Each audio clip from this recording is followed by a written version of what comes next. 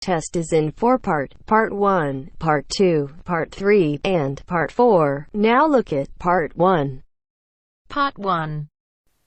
You are about to hear a conversation between a man and a woman who are having a discussion about enrolling in a university course. First, you have some time to look at questions 1 to 7.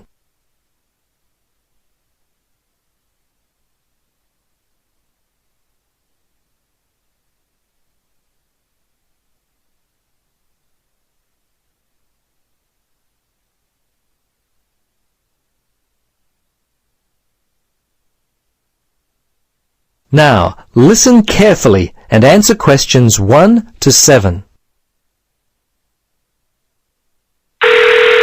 Registrar's office, this is Pam. Yes, hello. I'm calling about enrolling to study at the university. This is the right number? Yes, this is Mitchford University admissions.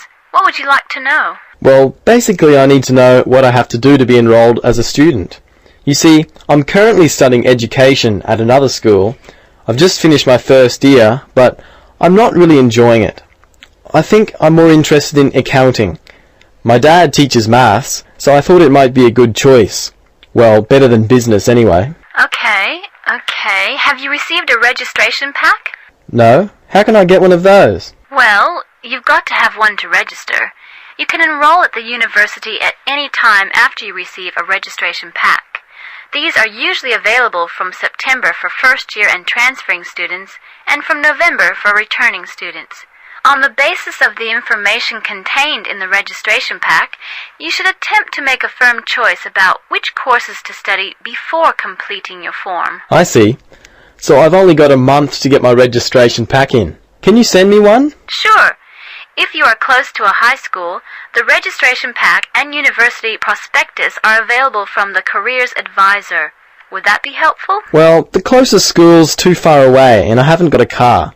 Are there any other ways you can send it to me? Well, for prospective students who have already left school, the registration pack and prospectus are available from the university information line. But that might not be of help for you? No, not really. I'll tell you what. Why don't you give me your contact details and I'll send a pack out to you. At least that would be a start. Okay, sounds good. Right. Firstly, what's your name? Richard Dreyfus. That's Dreyfus. Your address there, Richard? Unit 12, 15 Sportsman Avenue. That's Sportsman, Mermaid Beach. 4554. And your telephone? Yes, I won't give you my home. Mobile's best.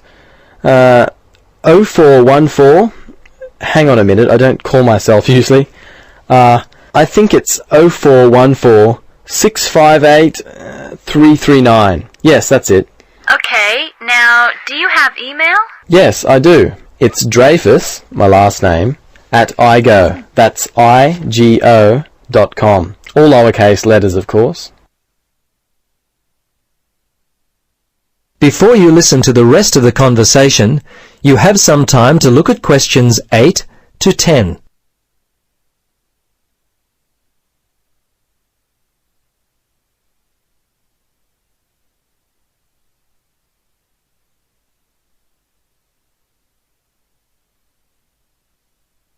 Now listen carefully and answer questions 8 to 10.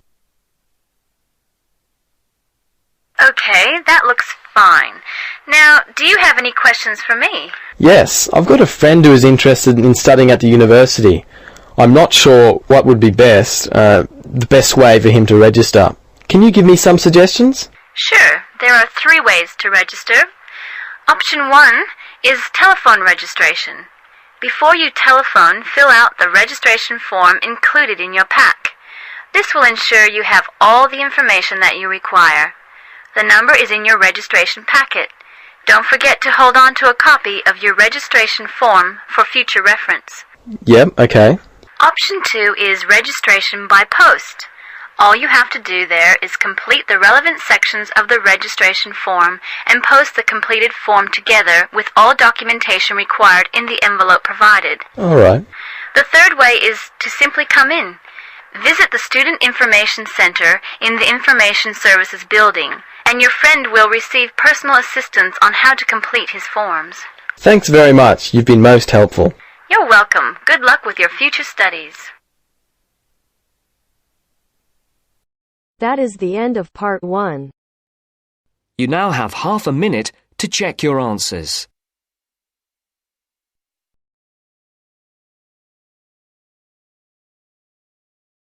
Now turns to part 2.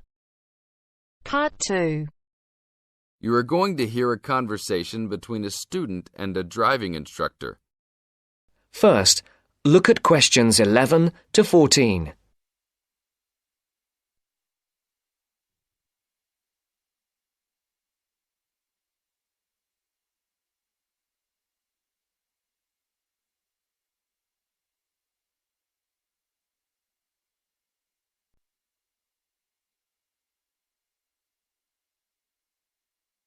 Listen carefully.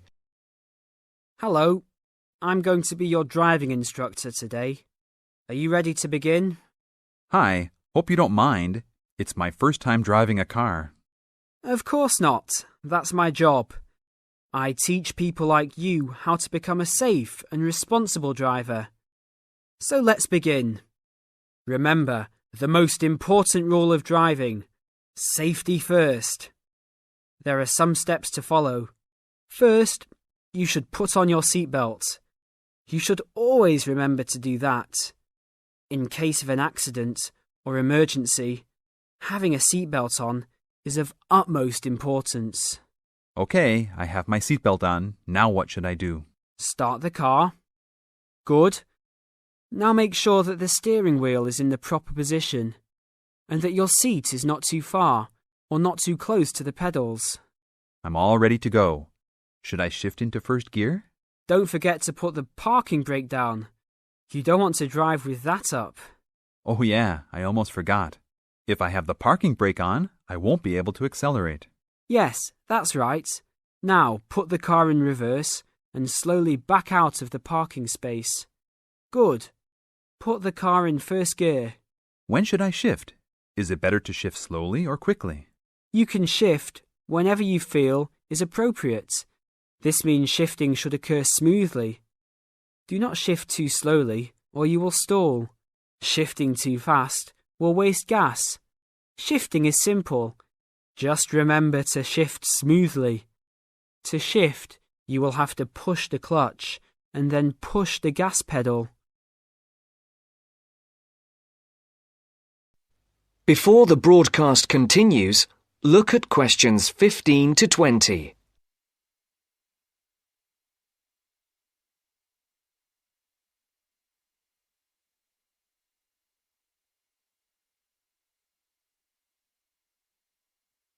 You will now listen to the second part of the talk. Remember, smoothly is the key to good shifting. Like this? Yes, that's good. Now keep it slow. Don't drive very fast just yet. Be sure to constantly check your mirrors for oncoming traffic. Always be aware of everything that is around you, including 3 important things. Remember these 3: people crossing the streets, other cars, and bicycles riding next to you. What should I do if I see a yellow light? Well, it's always better to brake instead of trying to run it. But if you're travelling at a speed where it's impossible to stop in time, then you should try to make it across the intersection. But remember, you should always try to stop. It's the safest way to avoid an accident. Even if I have to brake very suddenly? Yes, even if you have to brake suddenly. What about if a driver behind me is going a lot faster than I am? You should always be ready to move to a slower lane if a driver behind you is forcing you to go faster than you are comfortable with. Never try to speed up to accommodate a faster driver. You could risk an accident or a speeding ticket. It's better to let him go. That sounds like good advice. Be careful. There is a sharp turn up ahead. Remember to brake before turns. Otherwise, you might flip over if your speed is too high going into a turn. Got it. I know that I should always try to observe all traffic safety. That's right. If safety is not your first priority, it will make driving very dangerous for you and other drivers on the road. OK, park the car here. You did a great job today for your first day. I'll see you in 3 days. Thanks so much. I will see you then.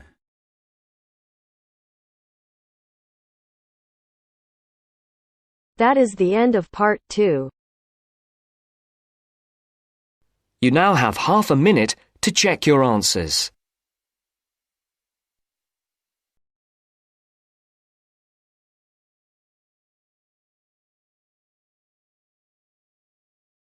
Now turns to part 3.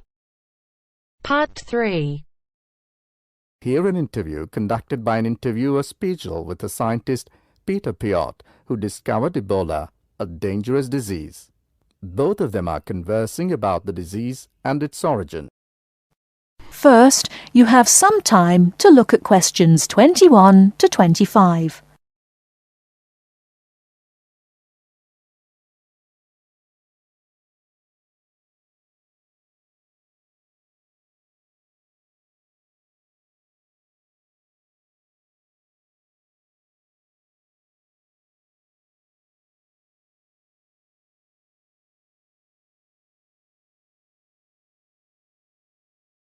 Now listen carefully and answer questions 21 to 25. Professor Piot, as a young scientist in Antwerp, you were part of the team that discovered the Ebola virus in 1976. Can you tell how did it happen?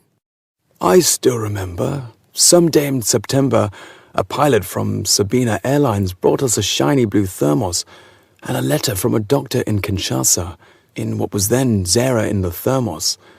He wrote there was a blood sample from a Belgian nun who had recently fallen ill from a mysterious sickness in Yambuku, a remote village in the northern part of the country. He asked us to test the sample for yellow fever. These days, Ebola may only be researched in high-security laboratories. How did you protect yourself back then? We had no idea how dangerous the virus that we were dealing with was. And there were no high-security labs in Belgium back then. We just wore our white lab coats and protective gloves. When we opened the thermos, the ice inside had largely melted and one of the valves had broken.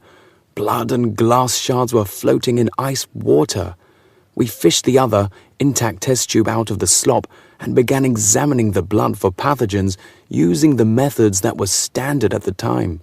But the yellow fever virus apparently had nothing to do with the nun's illness. No, and the test for Lassa fever and typhoid fever were also negative. What then could be? Our hopes were dependent on being able to isolate the virus from the sample.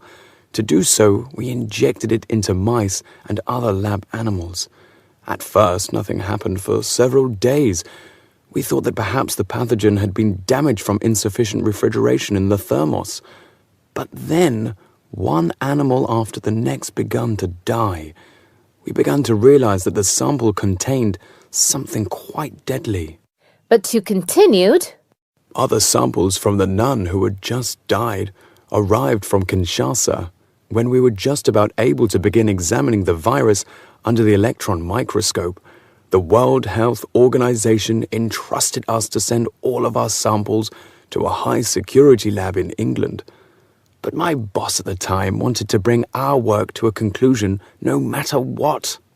He grabbed a vial containing virus material to examine it, but his hand was shaking and he dropped it on a colleague's foot. The vial shattered. My only thought was, oh shit! We immediately disinfected everything, and luckily our colleague was wearing thick leather shoes. Nothing happened to any of us. Before you hear the rest of the talk, you have some time to look at questions 26 to 30.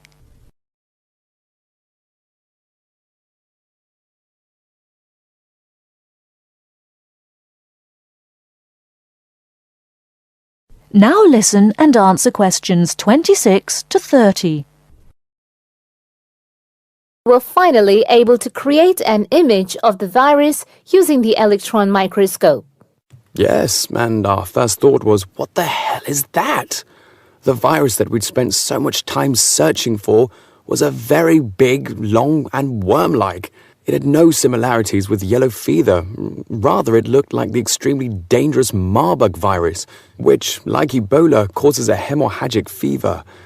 In the 1960s, the virus killed several laboratory workers in Marburg, Germany. Were you afraid at that point? I knew almost nothing about the Marburg virus at the time. When I tell my students about it today, they think I must be from the Stone Age.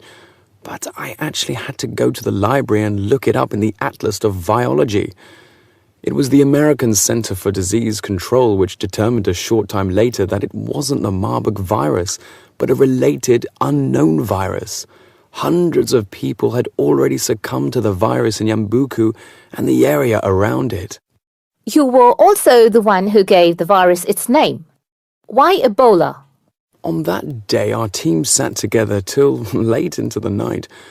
We had a couple of drinks discussing the question.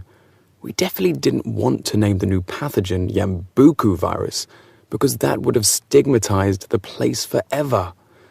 There was a map hanging on the wall, and our American team leader suggested looking at the nearest river and giving the virus its name. It was the Ebola River. So by around 3 or 4 in the morning, we had found a name. But the map was small and inaccurate. We only learned later that the nearest river was actually a different one. But Ebola is a nice name, isn't it?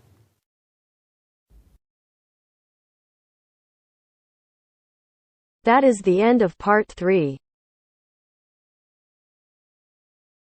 You now have half a minute to check your answers.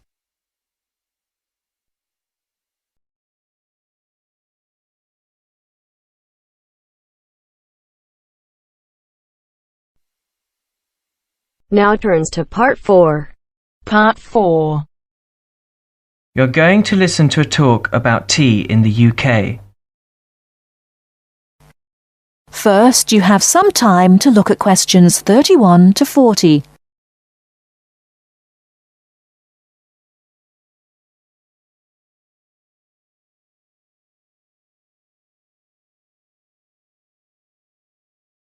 Now, listen carefully and answer questions 31 to 40.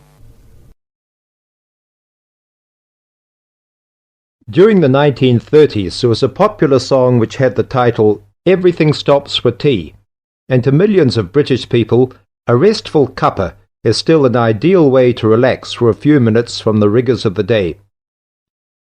The English custom of drinking tea has its roots in the 17th and 18th centuries. When first imported to Britain, the exotic cha, or cha, as the Chinese tea was variously called, was considered a man's drink to be enjoyed with colleagues at London coffee shops. These were popular meeting places for many walks of life: politicians, lawyers, poets, actors, and writers. Many London clubs began in this manner, and the famous Lloyd's Insurance underwriters started out as Lloyd's Coffee House. In 1706, the first coffee house that offered tea was Tom's Coffee House, owned by Thomas Twining. He realized that he needed to introduce an added attraction to compete with the many other coffee houses in London, and tea was rare, exotic, and extremely expensive. With these credentials, tea became an exclusive drink and enabled Twining to open a tea shop under the sign of the Golden Lion in the Strand. By the 18th century, the ladies of the more affluent classes were going China mad, using tea as an excuse for displaying their extravagant purchases of Chinese porcelain and Dresden tea sets. A comprehensive tea tray would consist of a teapot and stand, teacups and saucers, sugar bowl, milk jug, and basin for discarded tea and tea leaves. Tea was still expensive and kept in locked tea caddies. Skilled craftsmen fashioned caddies of carved inlaid woods fitted with crystal and precious metals. To ensure the servants weren't tempted by this priceless commodity, the caddy was kept locked, and only the mistress of the house held the key and prepared tea when guests came to visit. No well-brought-up young Englishwoman could consider herself socially acceptable unless she knew how to brew a proper cup of tea. As the 18th century progressed, changes in commerce and working hours resulted in the main meal of the day being taken much later in the evening. The prospect of lasting from breakfast until evening did not appeal to the Duchess of Bedford, who is usually credited with being the first to alleviate late afternoon hunger pangs by introducing a small 4 o'clock meal served with tea. With time, the light, wafer-thin toast or delicate white bread gave way to exotic fillings like tomato and egg, cucumber, chicken, or potted shrimps, followed by buttered scones, crumpets, or elegant pastries. The popularity of tea continued to spread, but it was not until 1839 that the first shipment of Assam Indian tea was landed in Britain. A healthy trade with India was soon established, and tea clippers, like the Cutty Sark, now a museum in a dry dock at Greenwich, were reaching the peak of their sailing days.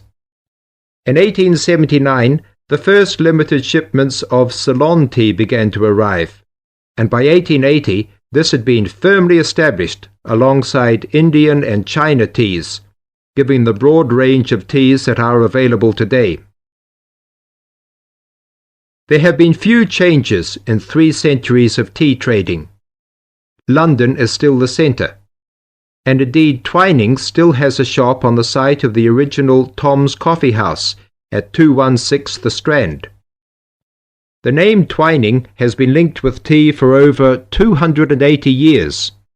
Indeed, it was Richard Twining, in his capacity as chairman of the dealers of tea, who in 1784 persuaded Prime Minister William Pitt to reduce the high tax on tea, making the beverage more accessible to the general public.